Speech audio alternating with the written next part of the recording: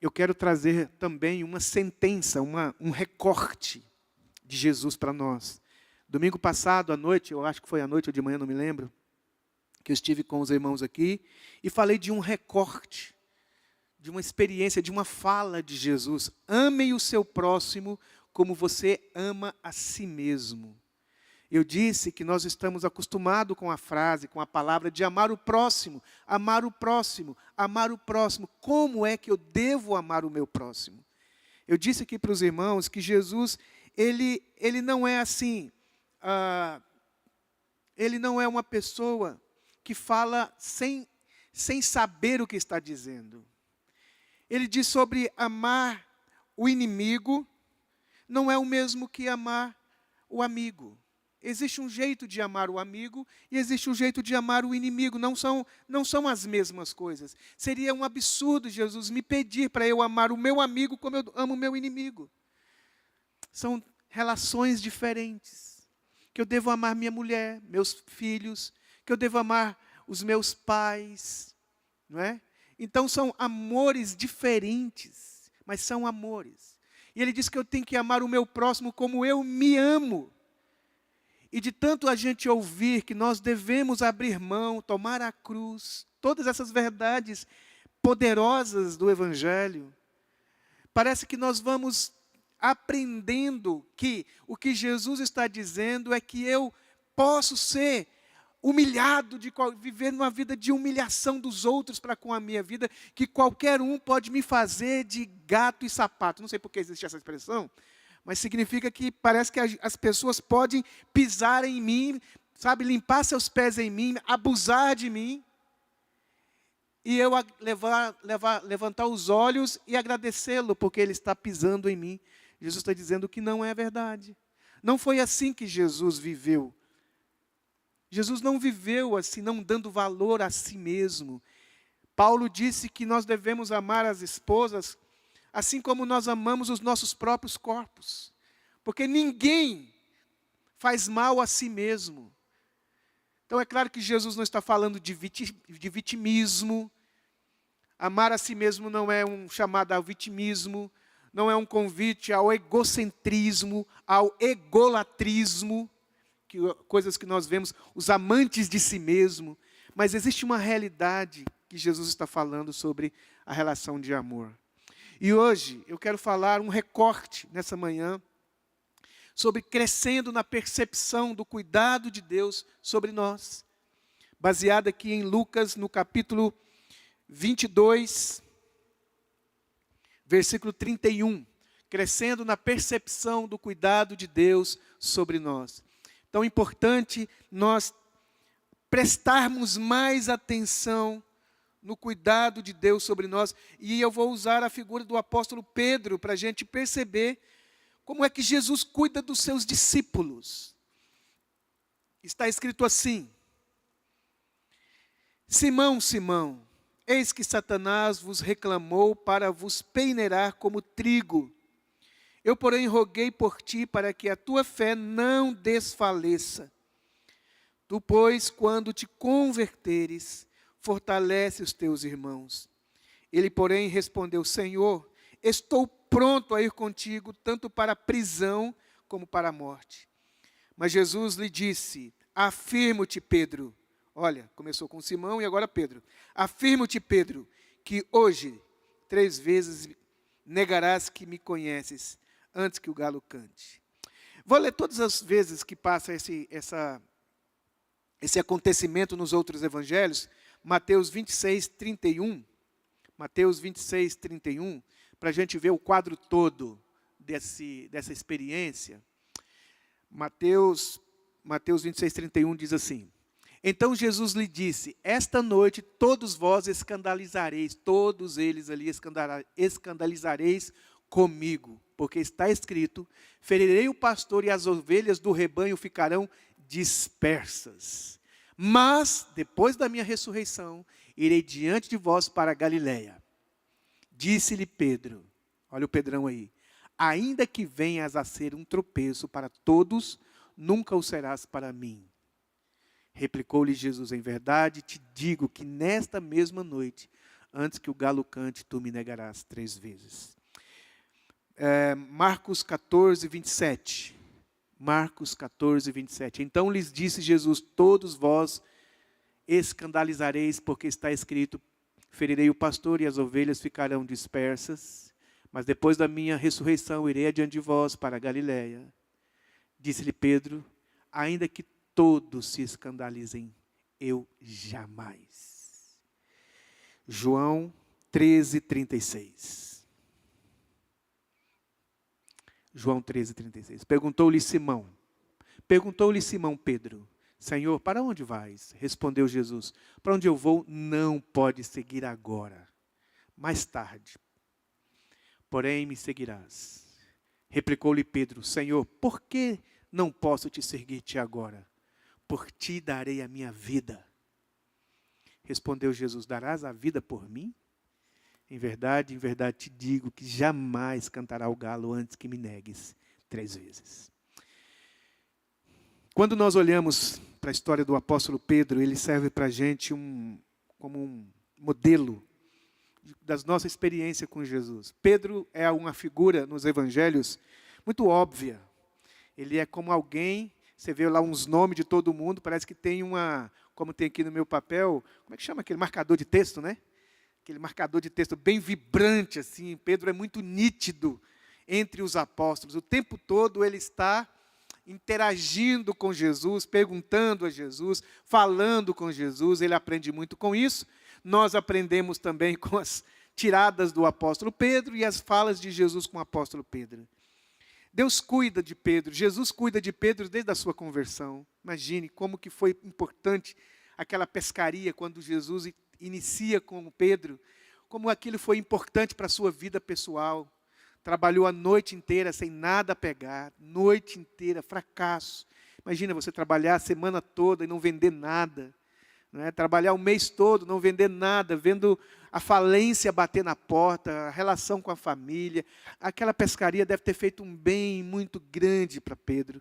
E Jesus fez um bem para Pedro, cuidou de Pedro, cuidou dessa pescaria, mas ao mesmo tempo ele chamou a Pedro para algo muito mais importante do que ser pescador de peixe. Ele disse: você agora vai ser pescador de homens. E Jesus começa a andar com Pedro, e a gente percebe nessa relação de Jesus com Pedro, altos e baixos de Pedro. Hora que ele diz: tu és o Cristo, o Filho do Deus vivo, e Jesus diz: você está cheio da revelação do meu Pai. Mas depois ele está sendo usado pelo Satanás, pelo diabo, e Jesus tem que expulsar, Jesus tem que agir na vida de Pedro, tem que repreender o apóstolo Pedro. É uma maneira de Deus cuidar, através de Jesus ali, do apóstolo Pedro, seus declínios, não é? Ele anda sobre as águas, daqui a pouco ele está afundando, e Jesus tem que socorrer Pedro. Pedro está o tempo todo experimentando de altos e baixos, momentos de glória e momentos de fracassos. Mas parece que de tanto ouvir Jesus aqui, nós estamos na última semana, Jesus está para ser crucificado, ele está reunindo com os seus discípulos, dizendo a respeito do seu fim, que ele vai ser morto, que ele vai ressuscitar. E Pedro está consciente, ele acha que está consciente da sua força, que ele já aprendeu, e que ele é capaz de seguir Jesus com a sua fidelidade. Deus fez e realizou coisas inacreditáveis através de homens tão comuns. Deus, ele fez coisas tão impressionantes através de seres humanos, que pode enganar a nossa percepção através desses homens maravilhosos que Deus usou. Grandes homens que Deus usou, como Abraão, Noé, Davi, tantos homens assim, que você pensa: meu Deus, que pessoas tão extraordinárias. E nós olhamos para estas pessoas quase como um olhar de veneração, num padrão tão alto, inatingível. Não é possível ser como Davi, como Abraão, ou como um desses profetas, Elias, enfim, homens que fizeram coisas impressionantes. Então tem gente, o que nós vemos em Pedro é o que a gente vê em todos os servos de Deus, pessoas comuns. Deus sempre usa pessoas comuns, porque não existe outro tipo de gente para ser usado, porque todas as pessoas não passam apenas de pessoas. E vejo que caímos no perigo de pensar que os servos de Deus eram pessoas muito superiores a nós, na verdade, não é. Deus sempre foi uma presença poderosa, graciosa, de ternura, sustentando, habilitando, fortalecendo, direcionando, levantando, como o apóstolo Pedro. Ele não tem peixes, ele dá peixes para o Pedro. Ele socorre Pedro, ele expulsa os demônios que estão ali circulando Pedro. Como ele fez com Abraão. Eu preguei aqui para vocês sobre a humanidade de Abraão, como que Deus precisa sustentar Abraão o tempo todo. Abraão diz que crê em Deus, mas daqui a pouco ele arruma um filho com outra mulher. Abraão e Davi, quem quer que seja que você vasculhar na Bíblia, vocês vão perceber que estas pessoas da Bíblia, os grandes heróis bíblicos, não passam de pessoas tão comuns. O segredo dessas pessoas não eram elas próprias, mas o Deus que estava agindo através dessas pessoas e cuidando para que estes servos tão comuns falassem e realizassem coisas que impactaram o mundo inteiro. Deus é uma presença viva na vida de seus servos o tempo todo. E eu queria pregar nessa manhã a respeito desse texto para nós aqui de Lucas capítulo 22. Se você puder ficar aí, eu quero falar algumas coisas.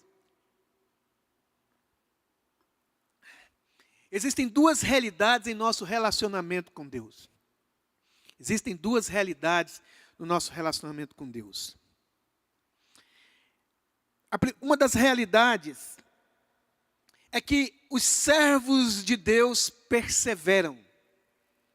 Os servos de Deus, apesar de seus sofrimentos, os servos de Deus, apesar dos seus declínios, seus altos e baixos, você sempre os vê lá no final.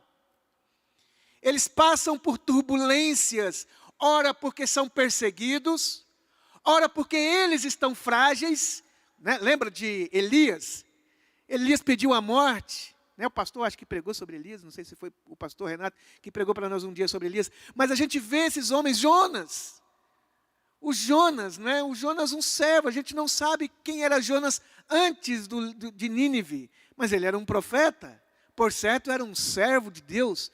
Mas nós vemos o declínio dele, mas mesmo assim, nós o vemos, Jonas, no final, como alguém que venceu, Daniel e todos os servos de Deus, eles carregam esta bênção da perseverança, de insistir, de continuar, de voltar de novo, de se reerguer, de se reinventarem, de tornar, eles vão para a oração, de alguma maneira, eles tiram da fraqueza, eles tiram força. Uma das marcas dos servos de Deus, dos discípulos, das pessoas que andam com Jesus, é que eles são perseverantes, insistentes, apesar de todas as coisas que eles sofrem, a frieza, o declínio espiritual que eles passam durante as suas vidas. A segunda coisa que nós vemos é que estes servos de Deus perseverantes, eles também são alvos do cuidado de Deus, em sustentar seus servos, apesar das suas fraquezas, apesar da frieza espiritual dele, apesar dos seus declínios.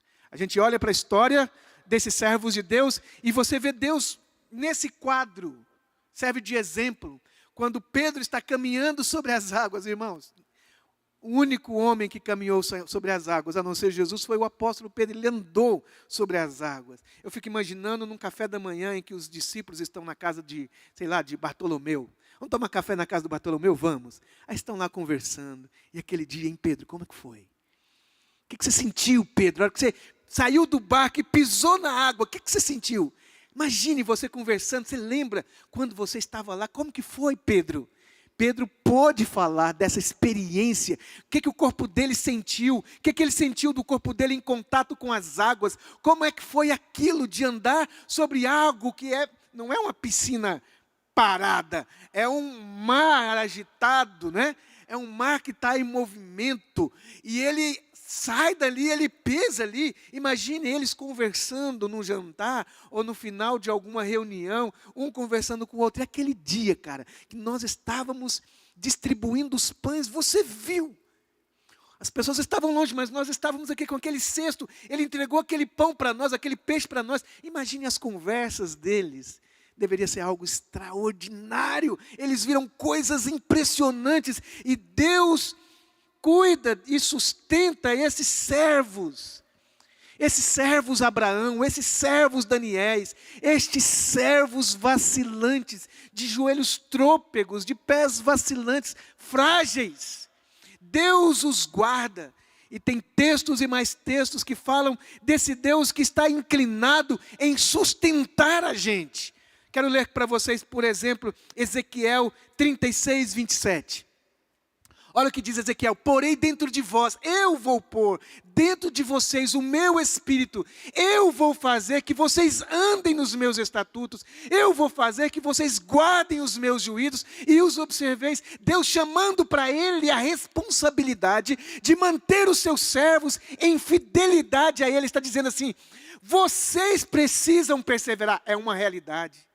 Vocês precisam buscar, é uma realidade. Vocês precisam lutar, é uma realidade. Mas existe uma outra realidade, de que o nosso Deus é aquele Deus que pega o seu servo frágil, fraco, débil, vacilante, ora em cima e ora embaixo, amor esfria, a fé míngua. Sabe, mesmo assim, esse Deus tem essa atitude: eu vou colocar dentro de vocês o meu espírito. Eu vou fazer com que vocês andem nos meus caminhos, e eu vou fazer com que vocês os observam. Olha o que diz mais a palavra de Deus, Jeremias 32, 40, falando sobre a mesma coisa. Jeremias 32, 40, eu vou fazer com eles aliança eterna, segundo a qual não deixarei de lhes fazer o bem, e porei o meu temor no coração, no seu coração, para que nunca se apartem de mim. Se a gente perguntasse: Senhor, por que eu nunca vou me apartar de você? Porque eu vou fazer isso em você. Eu vou fazer isso em você. Eu vou agir de tal modo em você que você nunca vai conseguir se apartar de mim. Existe a realidade que eu preciso ir a Deus, que eu preciso tomar a cruz, que eu preciso escolher o Senhor. Mas por outro lado, existe uma realidade sobrenatural que me escapa, que é mais forte do que eu, que Deus vem até mim, como foi até Pedro depois que ele o negou, que socorreu a Pedro no seu naufrágio, que socorreu qualquer servo. Deus então diz que está nos bancando, nos sustentando. Queria compartilhar também João capítulo 5, 24. João 5, 24 diz assim: em verdade vos digo, quem ouve a minha palavra e crê naquele que me enviou, tem a vida eterna, não entra em juízo, mas passou da morte para a vida eterna. Versículo 25. Na verdade, em verdade vos digo, que vem a hora e já chegou, em que os mortos ouvirão a voz do Filho de Deus, e os que o ouvirem viverão. Jesus chamando para si a responsabilidade de ressuscitar os seus discípulos, de agir nos seus discípulos, de dar, que tem a vida eterna e que eles vão ressuscitar. Não é um ter circunstancial, é um ter permanente. João 6, 39 e 40. João 6, 39 e 40 diz assim: a vontade de quem me enviou é esta, que nenhum eu perca de todos os que me deu, pelo contrário, eu ressuscitarei no último dia. Jesus está dizendo: o Pai me deu essa autoridade. De fato, a vontade de meu Pai é que todo homem que vir o Filho nele crer tenha a vida eterna, e eu ressuscitarei no último dia. Olha João capítulo 17, 12. João 17, 12 diz assim: quando eu estava com eles, guardava-os no teu nome, que me deste, protegi-os, e nenhum deles se perdeu, exceto o filho da perdição, para que se cumprisse a Escritura. O que eu estou querendo mostrar para os irmãos, que existe uma realidade na Bíblia, uma promessa, uma esperança para nós, de que Deus cuida de nós, de que Deus é esse que, apesar de nós, não nos deixará por conta própria na nossa relação com Deus. Essas duas faces que eu disse para você, da nossa responsabilidade, como diz a Bíblia, aquele pois que quer ser meu discípulo, A si mesmo se negue. Um ato meu, uma atitude minha e uma outra dele, de me ajudar, de me fazer perseverar. Aquele que começou a boa obra em vós, a concluirá até o dia de Cristo Jesus. É o que diz a Bíblia em Filipenses 1,6. Aquele que começou a boa obra em vós. Ele que começou a boa obra em vós. João 6, a partir do 24, se não estiver enganado, Jesus disse assim, respondendo a uma pergunta, qual é a obra de Deus que nós podemos fazer? Jesus disse, a obra de Deus é essa, que vocês creiam. A obra que Deus está realizando em nós, uma ação de Deus nas nossas vidas. Estas duas faces faz parte da mesma moeda. Jesus diz, quem perseverar até o fim será salvo.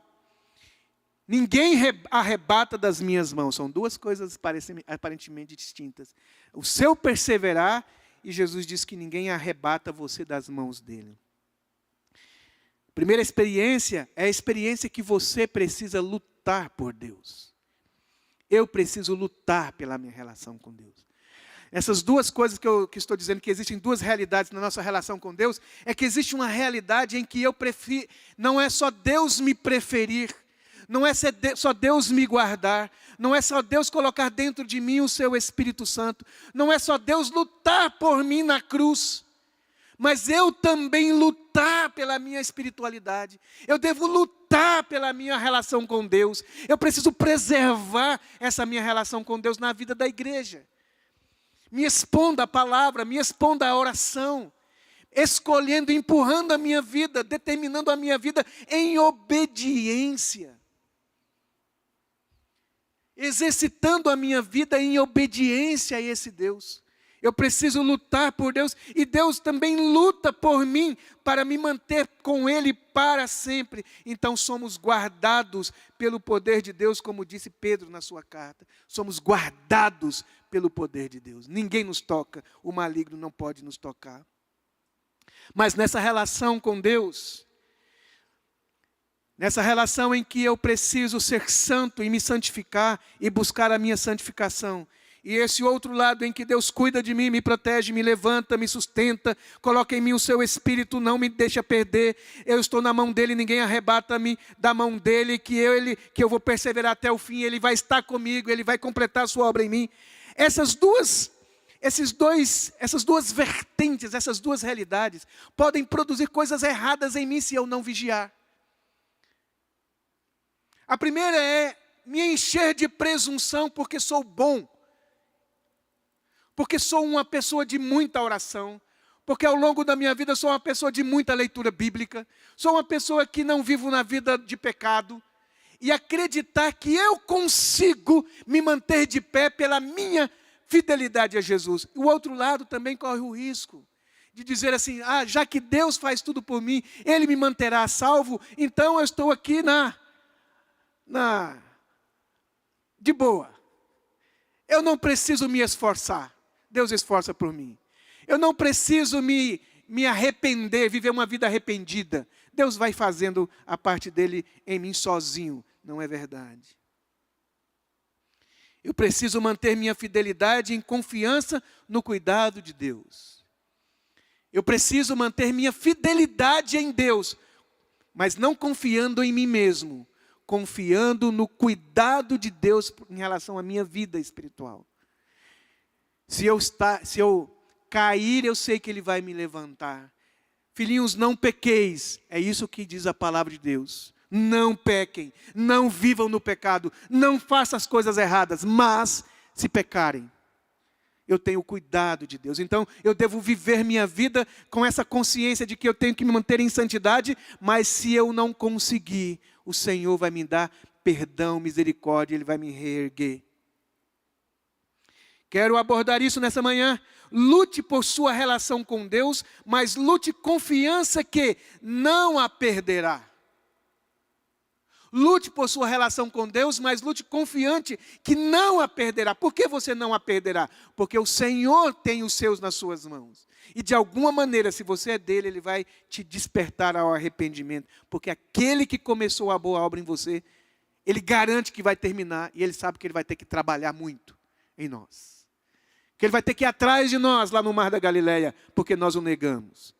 que Ele vai ter que puxar a gente de volta aqui, porque estamos nos afogando, estamos naufragando, estamos com o ouvido duro, e Deus vai ter que mandar alguém atrás de nós, como Ele fez com Pedro lá em Antioquia, que Pedro estava, de maneira hipócrita se conduzindo no Evangelho.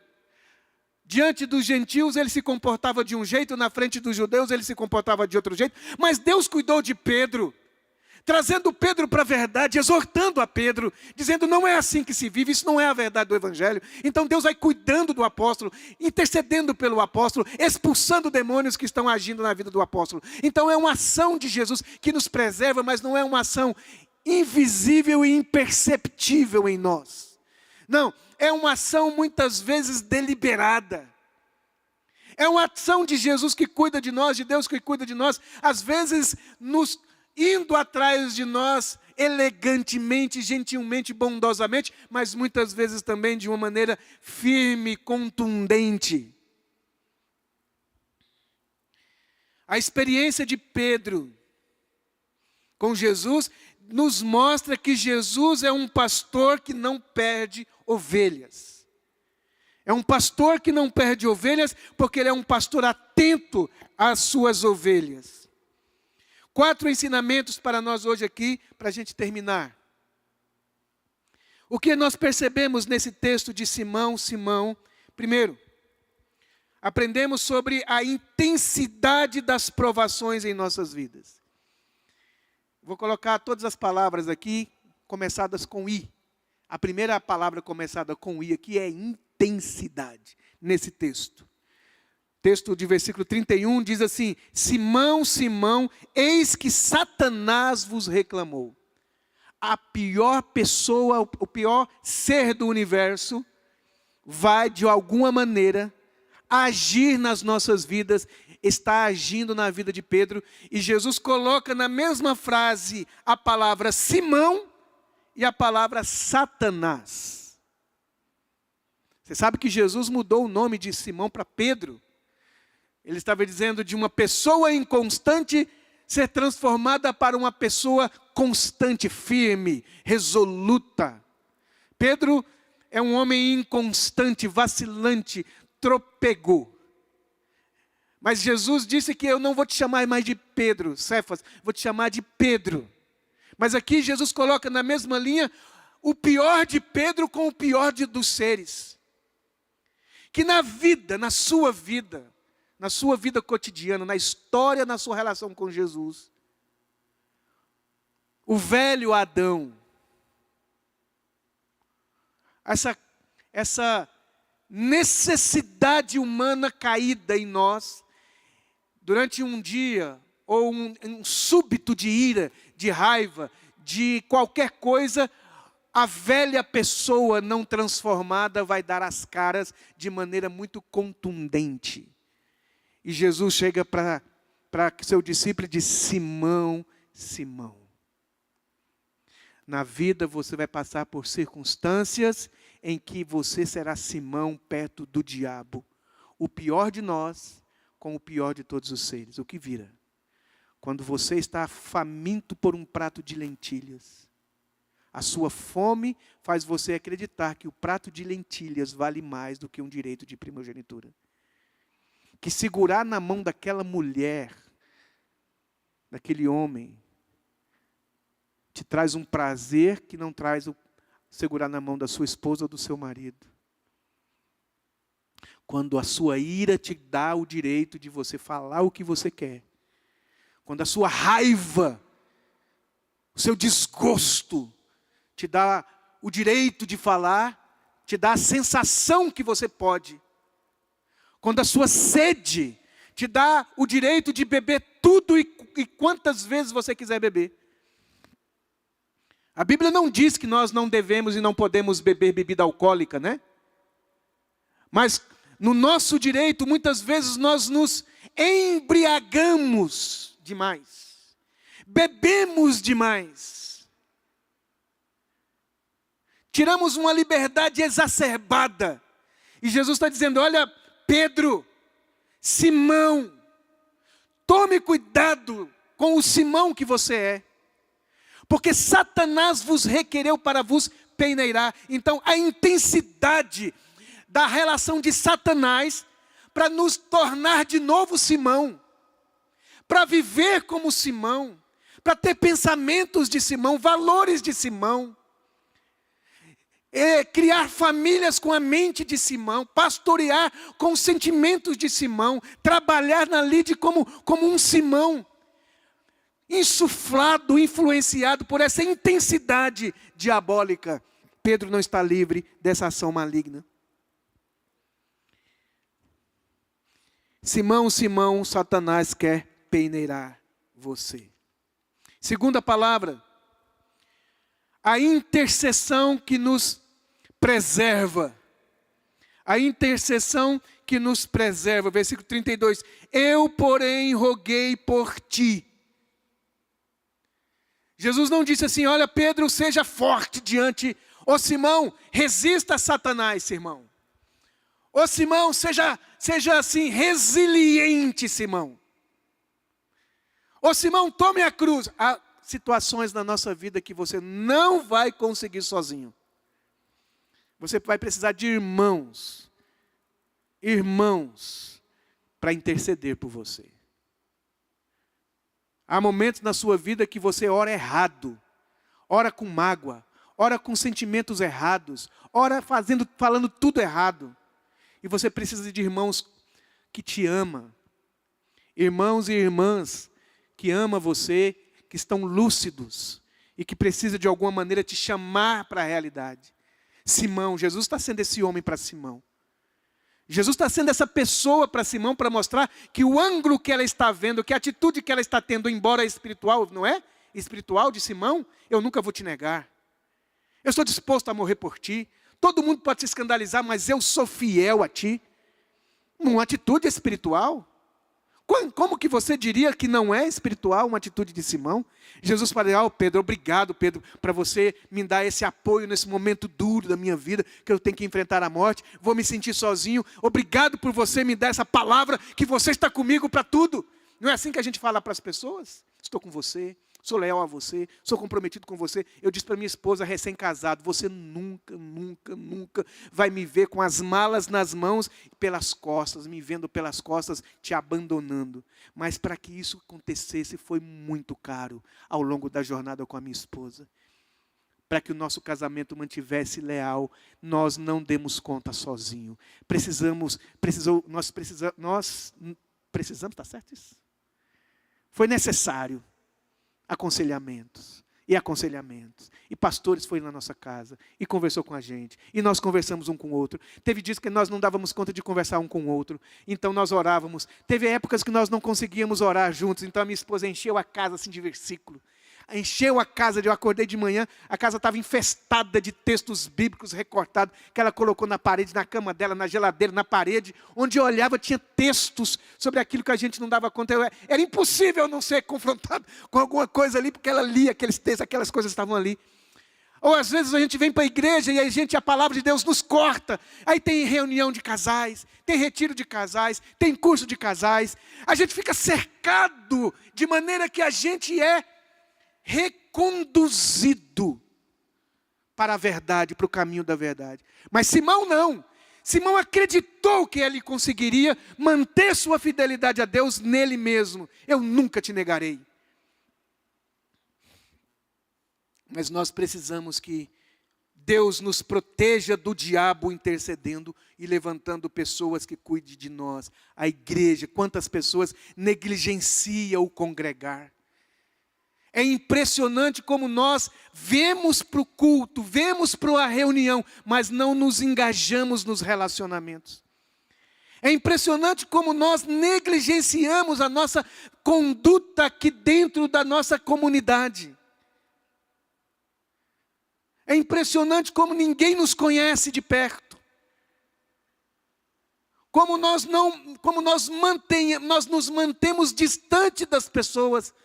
Nós mantemos uma distância segura para que nós não sejamos conhecidos e que também a gente não conheça tanto aquela pessoa, e se ela se revelar demais eu vou ficar distante, porque eu não quero me desgastar e não quero que ninguém me conheça de verdade. Então vamos mantendo distância. Eu vou vindo à igreja uma vez no ano, uma vez no mês, quando der, e quando eu for também eu vou assim naquela atitude plasmática, de apenas ver, de apenas estar ali, mas não de me envolver com as canções, não me envolver com a palavra, não me envolver com a oração, de maneira que eu não me envolvo, eu estou ali, mas isso não nos transforma. Porque a comunhão da igreja é o lugar da gente ser confrontado e confortado, edificado, mas a gente nunca será, se a gente só sentar nessa cadeira e não se relacionar com ninguém. Irmãos, não funciona assim. Igreja não é assim. Igreja é um na vida do outro, encostando na vida do outro, chorando um com o outro. É assim, não é com todos, mas que algumas pessoas precisam saber de nós. Algumas pessoas precisam saber de nós, nos conhecer só de olhar, para cuidar de nós, e nós também com relação às outras pessoas. Nós precisamos conhecer algumas pessoas para dizer: você não está bem. Estou bem? Não, não está. Você acha que está bem? Não, mas eu estou firme na fé. Não está, irmão. Foi isso que Jesus falou para Pedro: você não está bem, você está sendo Simão. Mas eu estou falando palavras positivas, sim, carregadas de si mesmo, carregadas de esforço próprio, de humanismo. Então a inconsistência é a terceira palavra. A inconsistência do nosso compromisso cristão. Quando Pedro diz: eu te seguirei para onde quer que tu fores. Ainda que todos te abandonem, eu não te abandonarei. Irmãos, nós corremos, irmãos firmes na fé. Pessoas maduras na fé. Esse terceiro ponto talvez valha mais para pessoas mais firmes. Pessoas que têm anos e anos, fez cursos, seminários, leu a Bíblia todo ano, ora todo dia, jejua toda semana, não vive pecados graves, são comprometidos com a vida da igreja, com a obra de Deus.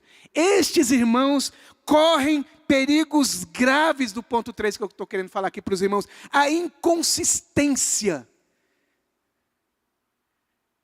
Embora Deus nos chame a uma vida de fidelidade, nós não podemos esquecer, como o apóstolo Paulo disse, que o bem que ele tem não é dele. Ele diz: não que haja coisas boas em mim, mas o que sou pela graça. O que sou pela graça, porque eu não consigo me autossustentar. Pedro é inconstante. Servos fiéis correm o risco de naufragar por causa da sua confiança na maturidade que possui.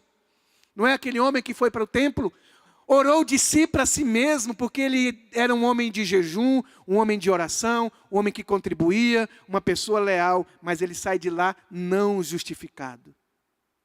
Porque ele acredita que tem muitos valores na vida dele acumulada, que o faz ser alguém responsável por ele mesmo. Ele se sente que ele é firme. Pedro achava que era firme. Jamais te negarei. Nunca me acontecerá. Embora diante da fala de Jesus isso vai acontecer com você, Simão, eles jamais. Todos podem, eu não. Porque eu sei como é que é o meu compromisso com você, Jesus. Todos podem esfriar na fé. Eu não esfrio. Tem 30 e tantos anos, né? Eu falo direto. Tem 50 anos que eu sirvo a Jesus. Tem tantos anos, o irmão me ensinou. Eu não caio nessa. Eu não esfrio. Eu não fico com o coração ruim. Simão. Você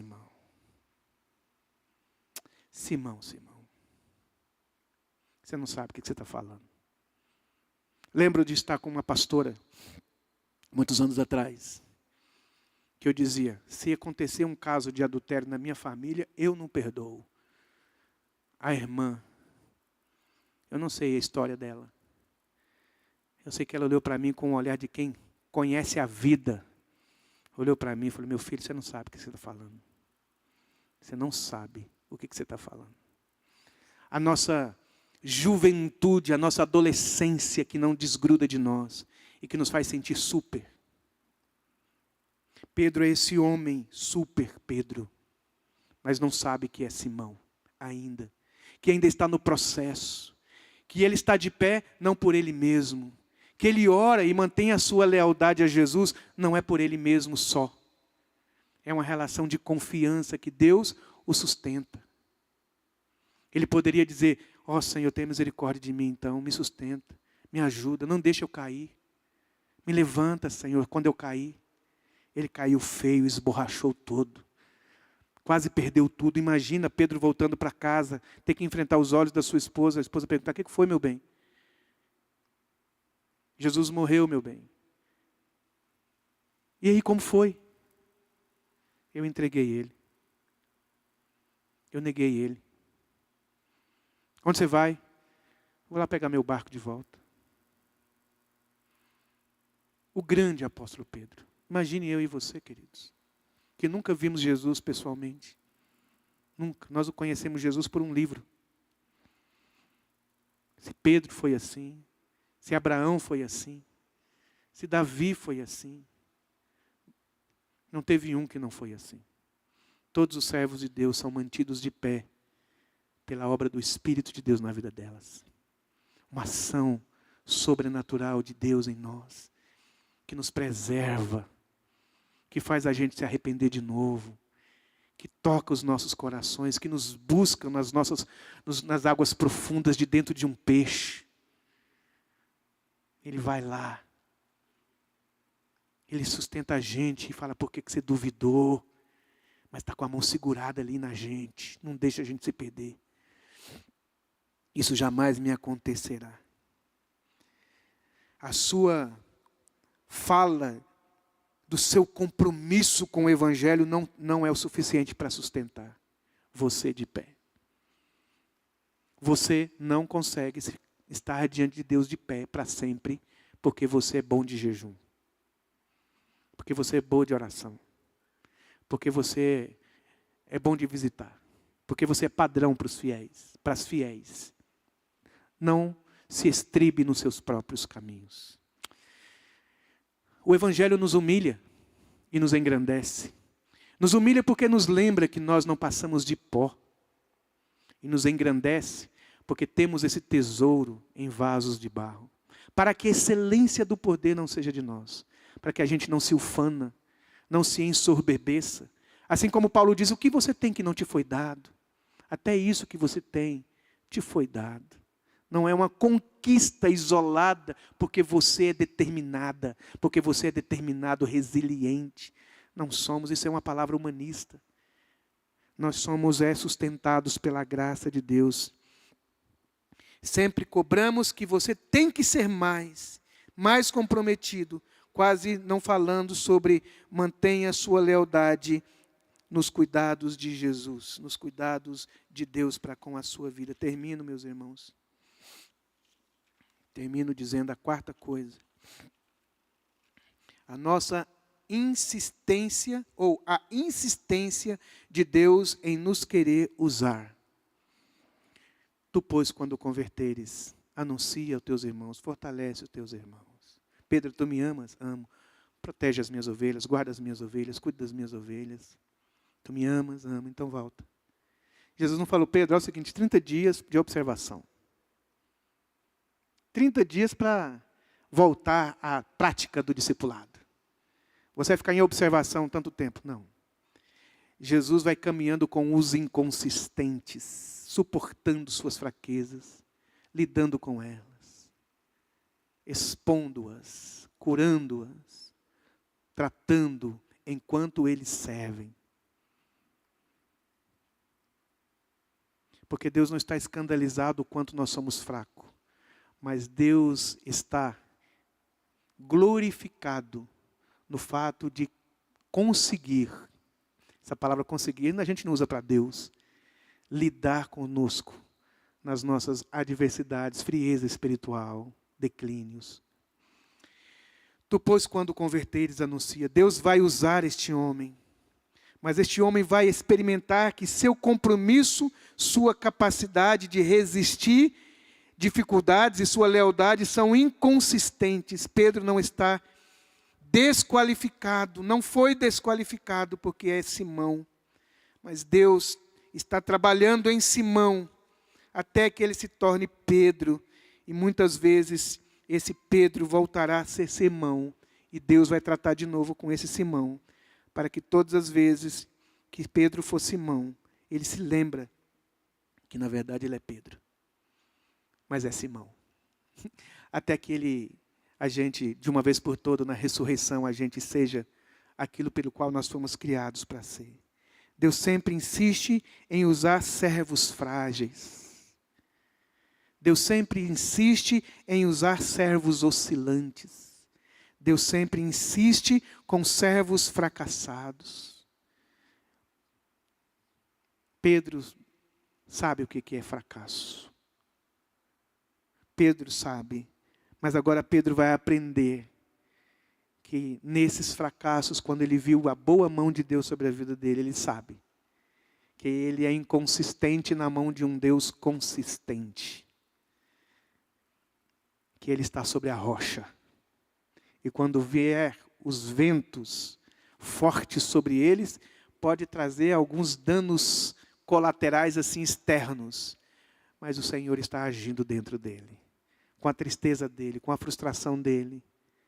Entrando na alma dele, curando ele, mexendo com ele, agindo nele. Nessa manhã eu vim dizer para você, meu irmão. Com o consolo com o qual eu sou consolado. Quando eu oro assim para Jesus, muitas vezes na minha vida, Senhor, eu te amo, mas o meu amor é inconsistente. Não entregue-me a mim mesmo. Eu não sou confiável, me ajude. Mas eu te amo, eu quero que tu saibas que eu te amo mesmo. Mas se o Senhor não me ajudar, eu não consigo. Eu vou te negar, eu vou te trair. Me ajuda, Senhor. Não deixe essa mágoa tomar conta do meu coração. Ó Deus, não deixe essa frieza apoderar-se de mim. Me volta, me restaura, aviva o meu coração de novo. Fortalece o meu coração, Senhor. Põe fogo dentro de mim. Me anima, me fortalece. Senhor, tenha misericórdia de mim. Mas Pedro não ora assim. Pedro ora assim: eu não vou te negar jamais. Eu nunca vou te entristecer. Eu nunca vou me esfriar. Jesus diz: o galo não vai cantar. Não vai dar nem para o começo, Pedro. E você vai me negar feio. Mas tu, quando se converteres, você vai converter, Pedro. Porque aquele que começou uma obra em você não vai desistir de você. Eu vou te buscar. Se você subiu ao céu, eu estou lá. Se você descer no mais profundo do abismo, eu te encontro lá. Se você disser que as trevas te cubram de maneira que a escuridão seja assim tão intensa, para mim, a escuridão e a luz é a mesma coisa. Para onde fugirás do meu espírito? Eu não desistirei de você. Você pode ir para dentro do ventre do peixe. Eu te encontro lá, te trago para lá de volta. Glória a Jesus. A igreja que não pode perder, porque não é forte. A igreja que não pode perder, porque está nas mãos de um Deus imbatível, invencível. E você está na mão desse Deus, meu irmão. Eu aprendi com o pastor que nós somos como peixes rebeldes, quando depois de fisgado. Você vai, Deus vai te dando linha. Você está fisgado. Você vai para lá, vem para cá, vai para lá, vem para cá. A hora que você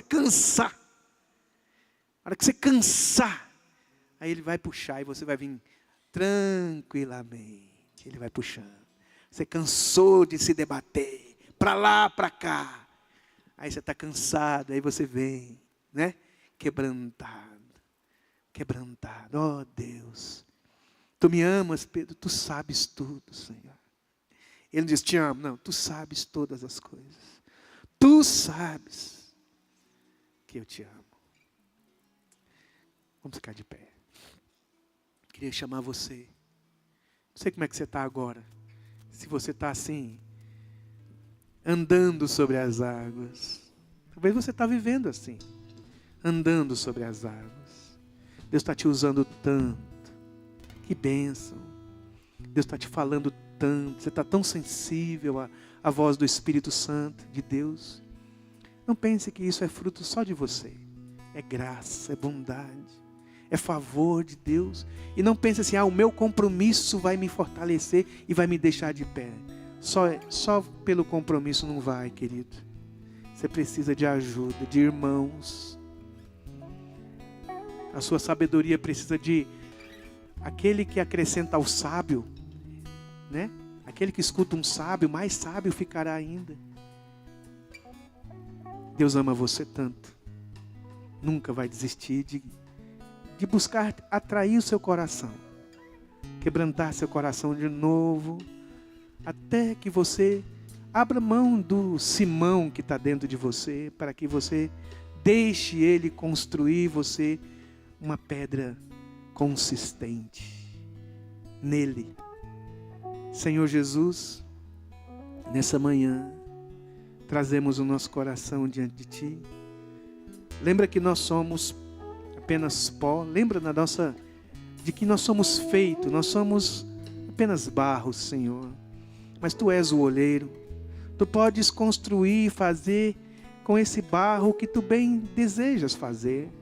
Só é capaz de pegar esse vaso que trincou e novamente moê-lo e trazer de volta para Suas mãos habilidosas, que sabe curar, que sabe trazer de volta aquela fé pura, singela, honesta, que sabe trazer ao nosso coração de volta aquela beleza de Cristo Jesus em nós. Tu sabes, o Senhor sabe cuidar, o Senhor sabe fazer o seu trabalho, o Senhor sabe curar a nossa cegueira, o Senhor sabe curar a nossa cegueira espiritual, o Senhor sabe. Deus, quantas vezes nós achamos que sabemos. Nós não sabemos de onde vem nem para onde vai, nós não sabemos. Como o Senhor disse a Pedro, tu que eu faço agora não podes compreender.